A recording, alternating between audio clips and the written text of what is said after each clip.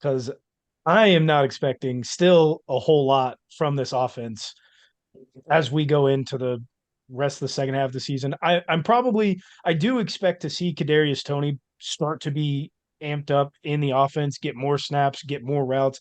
I think their plan was he comes into the season because he can't play in the preseason due to injury, so he's coming in injured without much chemistry done with Patrick Mahomes and much practice played. So he's injured. He doesn't have that chemistry built. He has a major blunder in game one and has lost composure. Then he also gets another slight knock. So he's got to miss some more time. And I think what their plan was, the Chiefs' plan was, is just to have him sit for a little bit, get him into the second half of the season, be healthy, start to ramp him up, ready to go for the playoffs to be that potential wide receiver number one that they were talking about. Yeah, that's been his biggest issue so far is he hasn't been able to stay healthy throughout a whole entire season. So with the few games that he gets very minimal snaps, like more than less than five probably, uh, it's working for him. He's been healthy for the most part. He's not missed multiple weeks in a row for us so far. So it's working right now. It's waking right now, says Sean.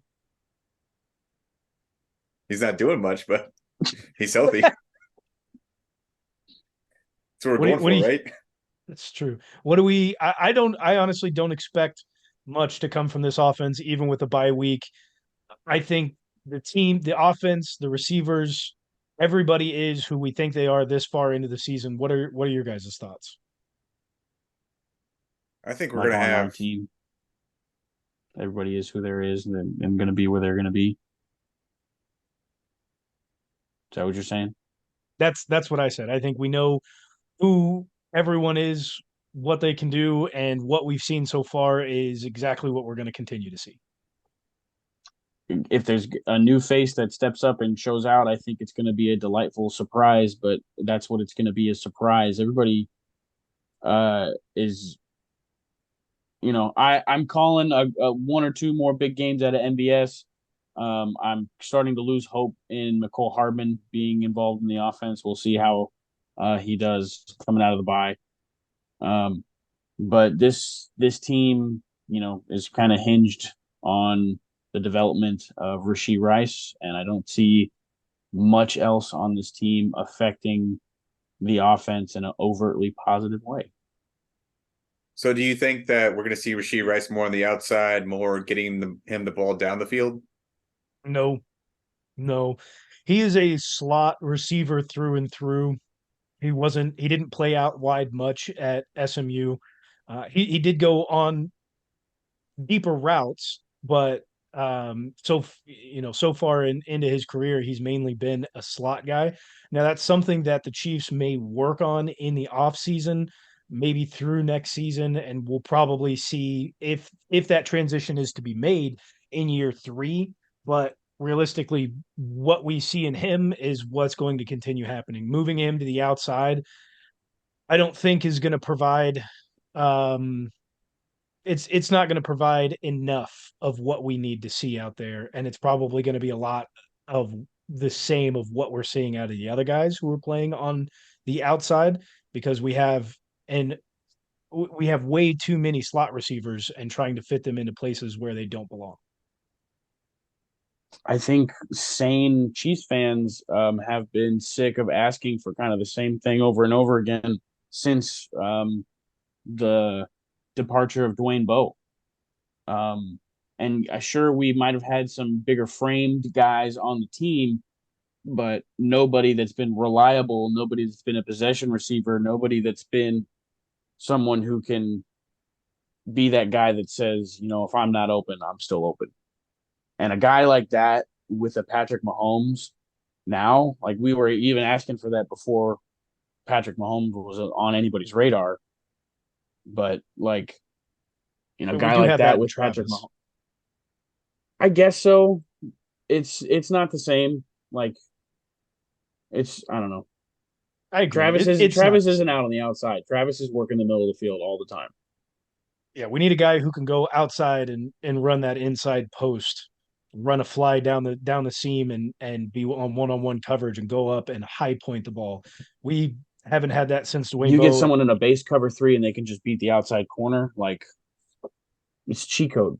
Yeah. Do We you think haven't we're gonna had use that Justin for a Watson a long lot more time. then? He's the Justin only Watson is guy. going to stay involved in the offense. But do you think he's gonna be involved more? No, he's gonna be there for some big plays. He might have a game where he eclipses 100 yards, but I don't think it's gonna be like we focus on incorporating Justin Watson like a bunch. He's going to continue to get the same amount of snaps that he always gets, which is roughly around the number 2 most amount of snaps out of the receivers.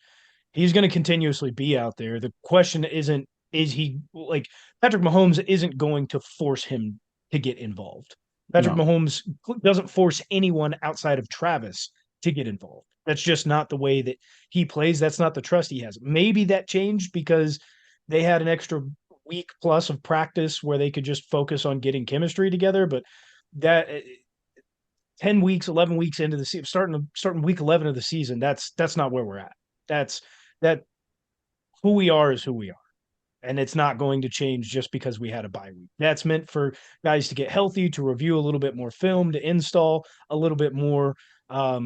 As far as scheming goes, it's going to be normal. It's going to be status quo. And Justin Watson, if he's open, Patrick's going to throw it to him because he trusts him that much. But as far as scheming Justin Watson to get in, there's no shot. I will say this team is set up for like some movie-esque type like it's not going to be that profound because we're like reigning Super Bowl champions, but there's somebody on this squad who's relatively unknown to the nation that could do something insane on a nationally televised game like in the playoffs or the Super Bowl, and it'll be a cool little story. But like nobody's really viewing this offense as any of the other offenses that Pat's been at the helm of. Even I feel like we're worse than last year, and that's really saying something because that was looked at as like Pat's worst year as far as the weapons available to him. You've called out Tybo MVS to have a couple big games, and you expect him to have at least one game sometime in the postseason. Yep. So excluding Applebee's, who is this unknown player that you expect to have one game? One game. It might be a tight end. Like it might be one of our backup tight ends. I don't think it's going to be Blake Bell. I think it's going to be Noah Gray if anybody. For sure. But I don't know. Like Sky Moore has been talked about a lot as an early draft pick for the Chiefs. So I don't know if we can call him unknown. But just there's somebody on this team that's hasn't been good, hasn't been involved. Like they're gonna get an opportunity to shine, and if it's either that or they're gonna drop the pass or drop a couple passes, and we're gonna look stupid, and they're gonna be calling us a rebuild candidate for next year. The perfect person for that is Kadarius Toney. I mean, Jerick McKinnon's going to get involved, but Kadarius Toney is the one. He's the opportunity to drop more passes than anybody else or make big plays. You're not wrong. I will say I did like what we saw out of Kadarius Toney in the last couple of games before we hit the bye week, in that he wasn't getting a large volume by any means, whether it's snaps or targets, but the few times that he did get the ball in his hands, he fought for and clawed for every single yard that he got.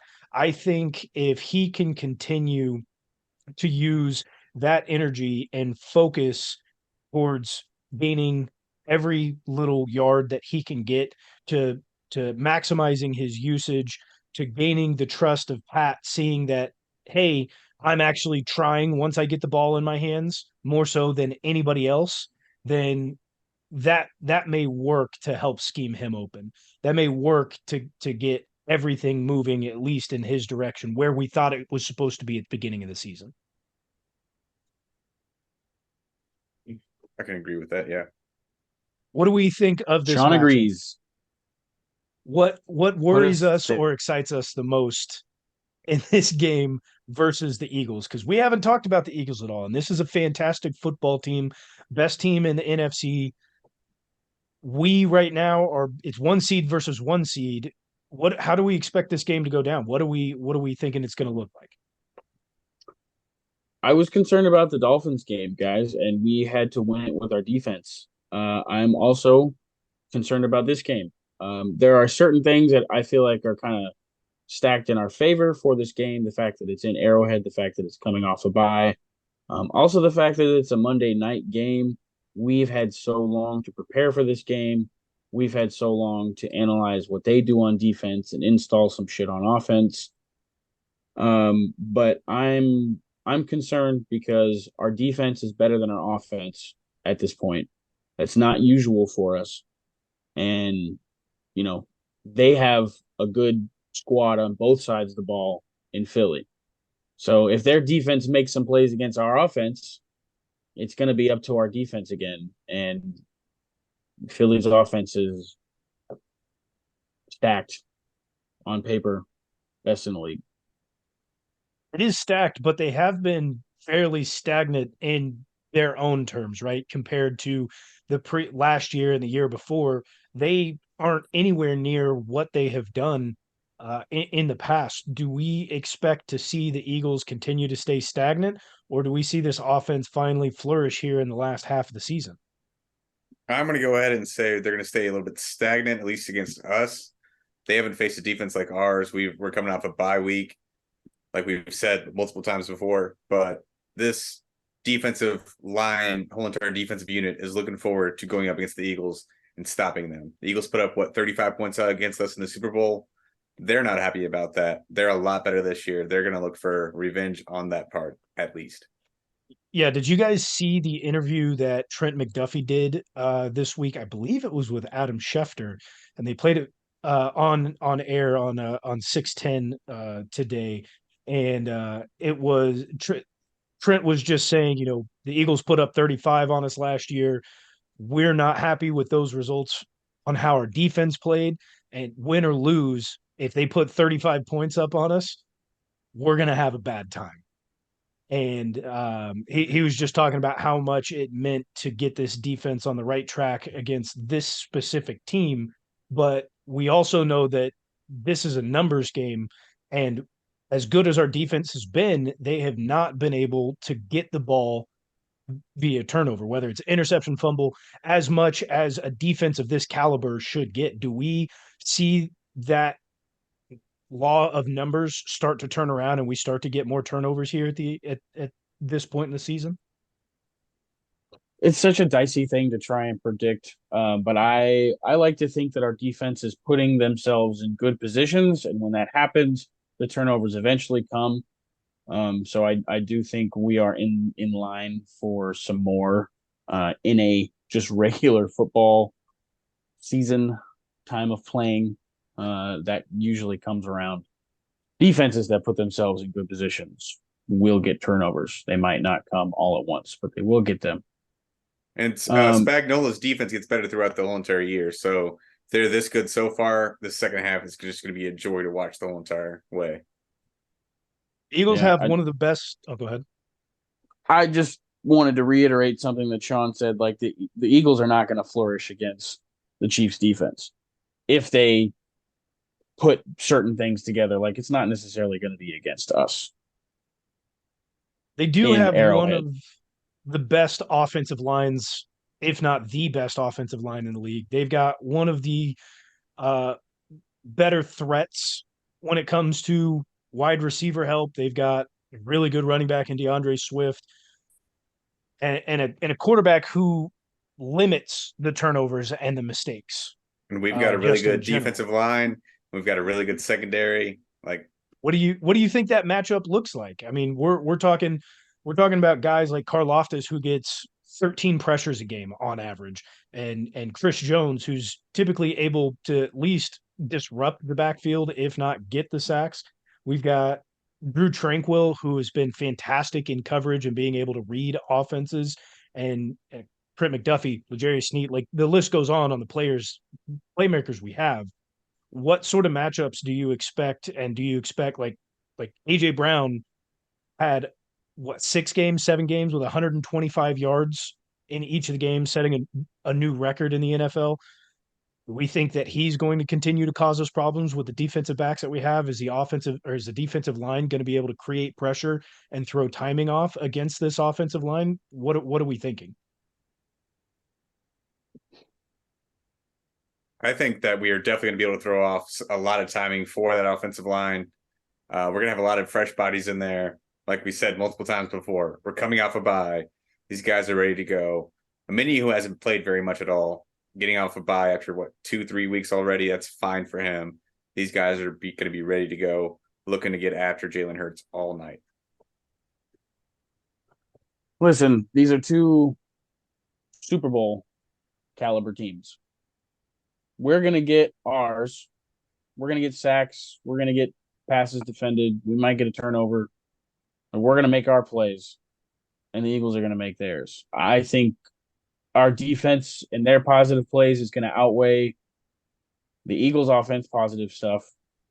But the Chiefs, if you look at the way we've been winning, like it's primarily been boring football. We're going to cause a lot of punts. And Arrowhead's going to stay loud because the defense is going to play enough snaps. You know, like Eagles are going to be scratching and clawing for everything that they get. Yeah, this is going to be another defensive battle. I think we're going to see a lot of the same thing we saw in Germany when it comes to the Dolphins.